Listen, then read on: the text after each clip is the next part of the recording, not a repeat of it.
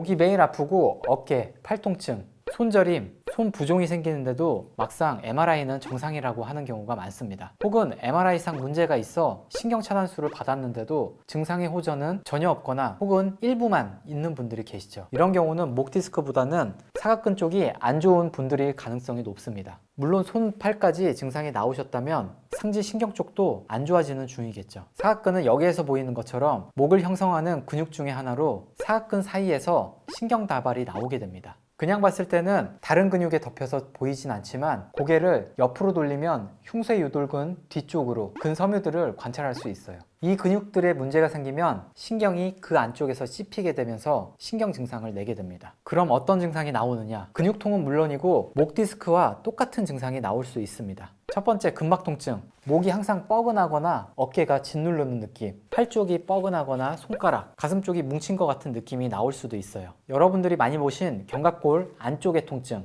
자세한 건 이 영상을 참고해 주세요. 그리고 승모근 쪽의 통증, 사각근 양쪽 옆에 근육이 불편하다 보니 앞뒤 쪽에 근육들이 많이 사용이 되게 되는데요. 그러다 보면 목 전체가 다 불편해질 수 있습니다. 특히 사각근 쪽이 안 좋은 분들은 목을 측면으로 굽힐 때 통증이 심해지기도 해요. 뿐만 아니라 팔의 바깥쪽이나 팔 안쪽으로 통증이 나올 수도 있고 심한 경우는 손가락에 통증이 나오기도 합니다. 손바닥 통증은 당연하고요. 그리고 사각근 쪽에 문제가 생기면 쇄골 아래쪽에 상완신경총이 영향을 받게 되는데요. 그러다 보면 가슴 쪽에 분포한 신경들이 흥분하게 되면서 계속 뻐근하고 근육통이 느껴질 수 있습니다. 이런 가슴 부위의 통증은 심장 쪽 문제나 또는 다른 쪽의 문제로 착각하실 수도 있어요. 두 번째는 근육통과 다르게 팔 저림 혹은 운동 장애가 나오는 경우입니다. 신경이 오랜 시간 동안 압박이 되게 되면 팔과 손가락에 저림 증상이나 뻣뻣하게 붓는 부종이 나타날 수도 있고 운동신경에 문제가 생긴 경우에는 물건을 놓치기도 하는 행동을 하기도 합니다. 이런 경우는 목 디스크와 매우 유사하기 때문에 환자분은 물론이고 의사분도 자칫하면 놓칠 수도 있는 부분입니다. 세 번째, 호흡에 문제가 생길 수 있습니다. 우리가 휴식 호흡을 크게 하게 되면 이렇게 목 근육 쪽이 움직입니다. 우리 사각근은 늑골에 붙어 있기 때문에 호흡 보조근으로 분류되는데요. 숨을 들이마실 때 사각근은 수축하게 되면서 목 안에 공간이 넓어지게 되는데 만약 사각근이 세게 단축되게 되면 공간이 넓어지지 않게 되면서 숨을 제대로 들여 마시는데 어려움을 호소할 수 있습니다. 근데 이 증상이 심해지면 호흡이 가빠지면서 공황장애가 생길 수도 있는 거죠. 그렇다면 언제 이 사각근에 문제가 생길까요?